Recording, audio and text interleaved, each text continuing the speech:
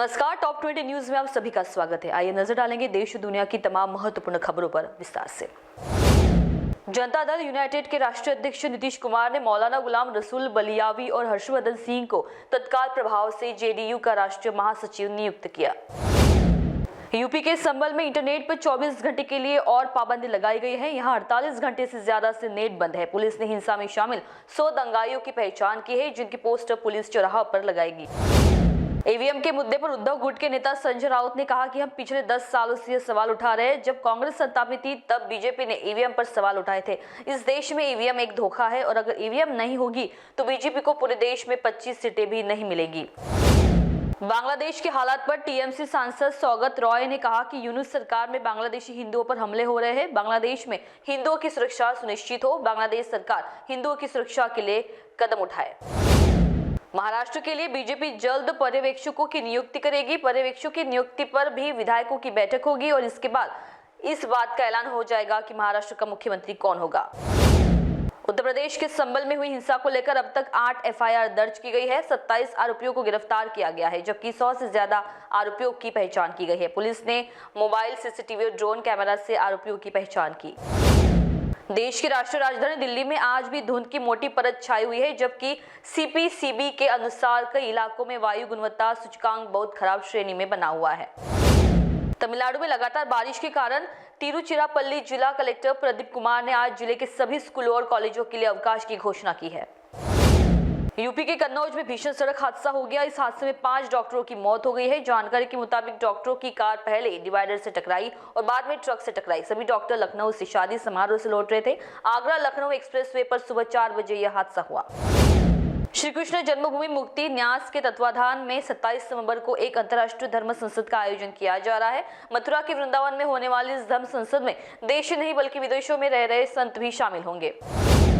पाकिस्तान में पूर्व प्रधानमंत्री इमरान खान की रिहाई की मांग को लेकर प्रदर्शन हिंसक हो गया है। पीटीआई नेता समेत 10 लोगों की मौत हो गई है। उधर सेना ने बुशरा बीबी के कंटेनर में आग लगा दी, मगर घटना के वक्त बुशरा दूसरी गाड़ी में थी।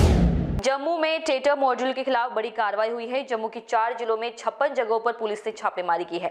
लश्कर और जैश से जुड़े कई संदिग्धों को गिरफ्तार किया गया है। सुरक्षा बलों ने खुफिया सूचना के आधार पर यह कार्रवाई की। पूंछ में 12 और राजौरी में 9 जगहों पर रेड पड़ी है। छापे में संदिग्धों के पास से हथियार और दस्तावेज बरामद हुआ है। ईरान की सेना ने लेबनान और इजराइल के बीच हुए युद्ध विराम को लेकर पोस्ट पर कहा, लेबनान और जायोनी के बीच किसी भी शांति समझौते की परवाह किए बिना हमारी जवाबी कार्रवाई होगी। उनकी चीखें बर्लिन, लंदन और वॉशिंगटन में सुनी जाएंगी। 14 पाकिस्तान में इस समय पूर्व प्रधानमंत्री इमरान खान की रिहाई के लिए विरोध प्रदर्शन किया जा रहा है, जो कि देखते ही देखते हिंसक हो गया है। पीटीआई ने सोशल मीडिया हैंडल पोस्ट पर कहा कि सैकड़ों लोगों के मारे जाने और हजारों की गंभीर रूप से घायल होने की आशंका के साथ इस्लामाबाद एक युद्ध क्षेत्र में तब्दील हो गया है।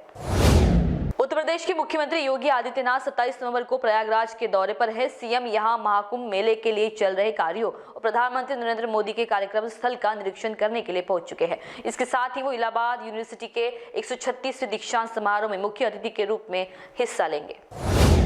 उदयपुर में इस समय राजघराने में घमासान मचा हुआ है। राजतिलक के बाद विश्वराज सिंह को दर्शन करने से रोका गया। इसी के बाद उनके समर्थकों ने विरोध प्रदर्शन किया। अब उदयपुर जिला मजिस्ट्रेट अरविंद पोसवाल ने आदेश जारी किया है। भारतीय दंड संहिता की धारा 163 के तहत उदयपुर शहर के जगदीश चौक से 500 मीटर तक की दूरी तक एक स्थान पर समूह में 5 या उससे अधिक लोगों के एकत्र होने, विभिन्न प्रकार के हथियारों का प्रदर्शन करने पर प्रतिबंध रहेगा।